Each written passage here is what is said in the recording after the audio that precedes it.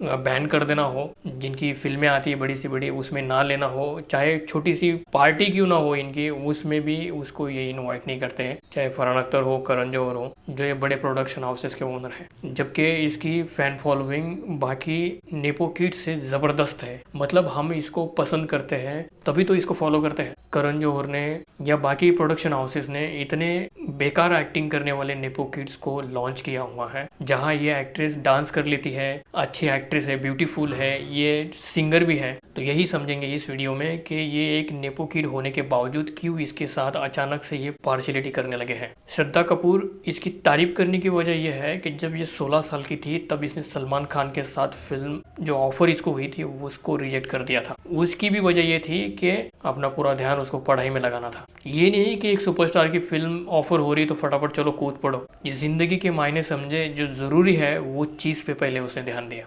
देखा जाए तो उनका डिसीजन बिल्कुल सही था, क्योंकि ये फिल्म बुरी तरह से फ्लॉप हो गई थी। फिर 3 पत्ती से इसने अपनी फिल्मी करियर की शुरुआत की, लेकिन इस फिल्म में अमिताभ बच्चन और हॉलीवुड के कलाकार होने के बावजूद ये फिल्म फ्लॉप हो गई। फिर जब आशिकी आई, आशिकी 2, तो उससे इसको असली पहचान मिली, जो आप भी जानते हो। लेकिन ये फिल्म श्रद्धा कपूर के करियर में टर्निंग पॉइंट साबित हुई। इस फिल्म में आदित्य राय उनके साथ थे और 100 करोड़ से ज्यादा की कमाई इस फिल्म ने की थी, जबकि इसका बजट माना जाता है कि 10 करोड़ के आसपास ही था। रातों रात इस फिल्म से श्रद्धा कपूर स्टार बन गई। इनका फिल्मी करियर डिस्कस करने से पहले इनका फैमिली बैकग्राउंड जान लेते हैं, क्योंकि वो ये चीज़ जो हमारे असली सवाल है वो समझने में आसानी होगी इससे। शक्ति कपूर जो फादर है उनको तो आप अच्छे से जानते हो, और शिवांगी कपूर जो उनकी मदर है वो भी एक्ट्रेस है, उन्होंने मराठी फिल्मों में काम किया है। श्रद्धा को बचपन से ही फिल्मों में एक्टिंग करने का बहुत शौक था, क्योंकि वो फिल्मी बैकग्राउंड रखती है। और 80 के दशक की फेमस एक्ट्रेस पद्मिनी कोल्हापुरे तो आप जानते होंगे, जो इनकी मौसी है। श्रद्धा बचपन में पढ़ाई में अच्छी थी, उन्होंने जमुनाबाई नर्सिंग स्कूल से अपनी स्कूलिंग की पढ़ाई पूरी की है मुंबई में।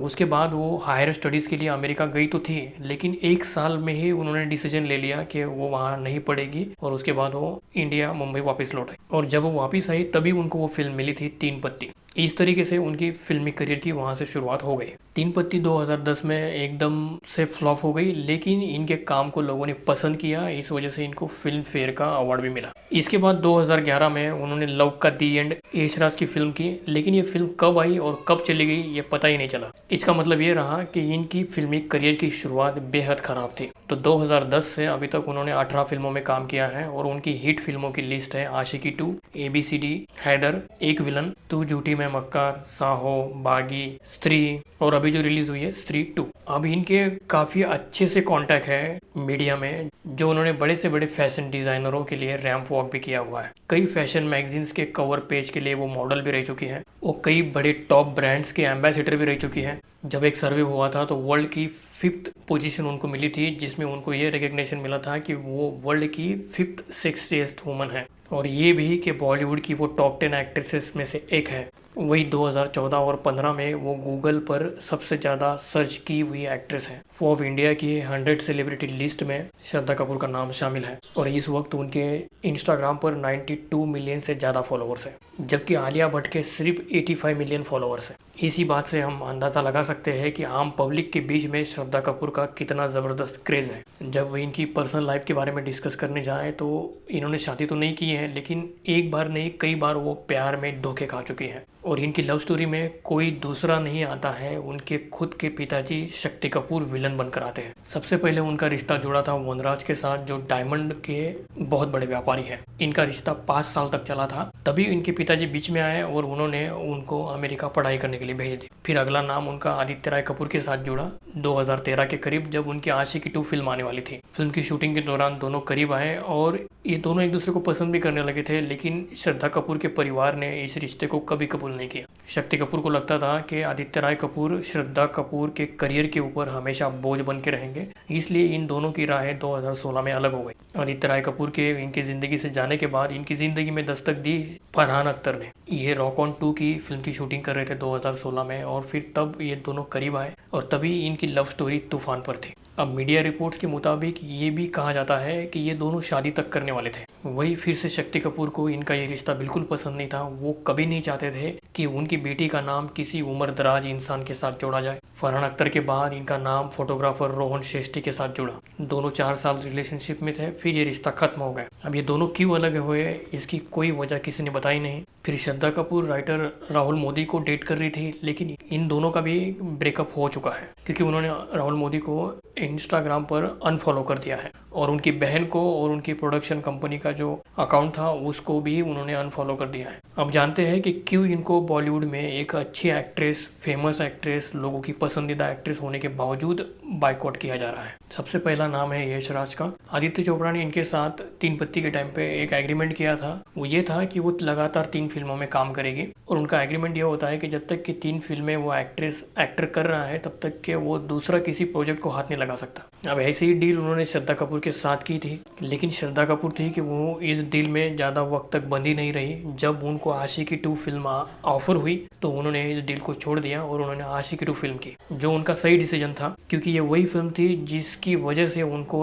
फैंस के बीच में और इंडस्ट्री में एक अपनी खुद की पहचान मिली थी। लेकिन उनके इस फैसले की वजह से यश राज ने उनको हमेशा के लिए बैन कर दिया। दूसरी फिल्म उन्होंने लव का दी एंड की थी और तीसरी फिल्म उनको औरंगजेब करने के लिए कहा जा रहा था यश राज के साथ, लेकिन उन्होंने इस फिल्म के लिए इनकार कर दिया और आशिकी 2 की। आशिकी 2 सुपर हिट रही, लेकिन आदित्य चोपड़ा ने कभी भी श्रद्धा कपूर को किसी भी फिल्म में साइन नहीं किया। वही करण जौहर अपने किसी भी इवेंट में इनको बुलाते तक नहीं है, जहां दूसरे नेपो किड्स जैसे कि आलिया भट्ट, अनन्या पांडे, जानवी कपूर, सारा अली खान ये करण जौहर के फेवरेट लिस्ट में है, लेकिन श्रद्धा कपूर को करण जौहर ने अपने ग्रुप से बिल्कुल आउट करके रखा हुआ है। इसकी वजह है करण जौहर का coffee with Karan show. Karan Johar ने श्रद्धा कपूर को जब दूसरी बार उनके शो में इनवाइट किया था तो श्रद्धा कपूर ने जाने से इनकार कर दिया क्योंकि करण जौहर जो होते हैं वो अपने गेस्ट से काफ़ी कंट्रोवर्शियल सवाल करते हैं और स्टार सीन का जवाब भी देते हैं, लेकिन आगे चलकर वो बहुत ज़्यादा कंट्रोवर्सी का सामना भी करते हैं। लेकिन श्रद्धा कपूर है कि वो अपनी पर्सनल लाइफ को लाइमलाइट में नहीं लाना चाहती, वो किसी भी कंट्रोवर्सी का हिस्सा नहीं बनना चाहती। इसी वजह से श्रद्धा कपूर ने करण जौहर के शो में जाने से इनकार कर दिया था। वही करण जौहर ने अपने सवाल तक रेडी करके रखे हुए थे। वो श्योर थे कि श्रद्धा तो आएगी, वो मना नहीं करेगी, लेकिन जब श्रद्धा ने मना कर दिया तो काफ़ी ज़्यादा नाराज़ हो गए। यही वजह है कि उन्होंने अपने ग्रुप से श्रद्धा को आउट कर दिया। किसी भी पार्टी में वो श्रद्धा कपूर को इनवाइट तक नहीं करते। इस तरह से श्रद्धा कपूर वाया रेप और करण जौहर के बड़े बैनरों से बाहर हो गई, आउट हो गई। अब श्रद्धा कपूर के लिए ये फैसले थोड़े से गलत हुए या क्या, मुझे कमेंट करके बताना, क्योंकि इनके करियर के लिए ये चीज़ मुझे लगती है कि बाधा बनी हुई है। यहाँ पर सोशल कॉन्टैक्ट बेहद ज़रूरी होता है। वही है फरहान अख्तर के एक्सेल एंटरटेनमेंट, जो फरहान अख्तर का बैनर है उसमें भी इसको बैन करके रखा हुआ है, क्योंकि रॉक ऑन 2 के टाइम पे जब फरहान अख्तर की मैरिड लाइफ ठीक नहीं चल रही थी तो ये दोनों सीरियस रिलेशनशिप में थे। इतना ही नहीं, ये दोनों लिव इन रिलेशनशिप में रहने भी लगे थे। वही इनके पिताजी शक्ति कपूर इस बात से बिल्कुल खफा थे और एक दिन वो फरहान अख्तर के घर पर चले गए और वो फरहान अख्तर के घर से घसीटते हुए श्रद्धा कपूर को लेकर आए। अब इस बात ने बहुत ज़्यादा सुर्खियां बटोरी थी और इसी वजह से उनका फरहान अख्तर की एक्सेल एंटरटेनमेंट में हमेशा के लिए बैन हो गया।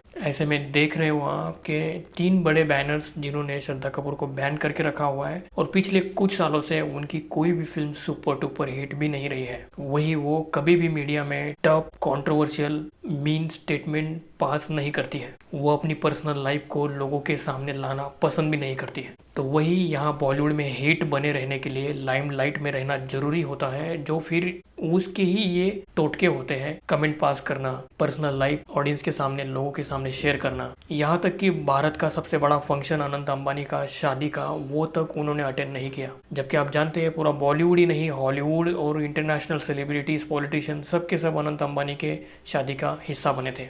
वही दूसरी तरफ वो बहुत ही बेहतरीन एक्ट्रेस है। हाल ही में जब उनकी स्त्री 2 फिल्म रिलीज हुई है, आते ही इस फिल्म ने बॉक्स ऑफिस पर हंगामा कर दिया। महज 50 करोड़ में बनी थी ये फिल्म, लेकिन 250 करोड़ से भी ज़्यादा का इसने बिजनेस 4 ही दिन में किया था। स्त्री रिलीज होने के बाद श्रद्धा कपूर के इंस्टाग्राम पर बहुत ही तेजी से फॉलोअर बढ़ रहे हैं। इतने ज़्यादा हो गए हैं कि उन्होंने पीएम मोदी को भी अपनी फैन फॉलोइंग में पीछे छोड़ दिया है। ऐसे में देखते ही देखते स्त्री 2 आराम से 500 करोड़ क्लब क्रॉस कर चुकी है। इसका मतलब यह है दोस्तों कि श्रद्धा कपूर अपने दम पर फिल्म को हिट कराने की ताकत रखती है। तो इस वक्त दीपिका पादुकोण और आलिया भट्ट को कड़ी टक्कर भी दे रही है, बावजूद उनको बड़े बैनरों ने बैन करके रखा हुआ है। इसका मतलब ये बॉलीवुड इंडस्ट्री इतना आसान नहीं है। ये नेपोटिज्म का जो खेल है वो सिर्फ आउटसाइडरों के लिए नहीं है, जो लोग इनसाइडर है उनके साथ भी ये खेल खेला जाता है। बहुत ही ज़्यादा पार्शलिटी चलती है, बहुत ही ज़्यादा निचले दर्जे की पॉलिटिक्स होती है। यहाँ पर सपोर्ट, हमदर्दी नाम की कोई चीज़ नहीं होती है। ये बहुत ही ज़्यादा स्टारडम का प्रोफेशनल बिजनेस है। तो दोस्तों, कोई कलाकार जब नीचे आता है, जिसको नीचे लाने की कोशिश ये लोग करते हैं, तो उसकी शुरुआत ऐसी ही होती है। इसी तरीके से उसको नीचे लाया जाता है और उसका अश्र क्या होता है आप अच्छे से जानते हो। तो दोस्तों, आज के लिए बस इतना ही। मैं था अनुराजा, मुझे दीजिए इजाज़त। धन्यवाद।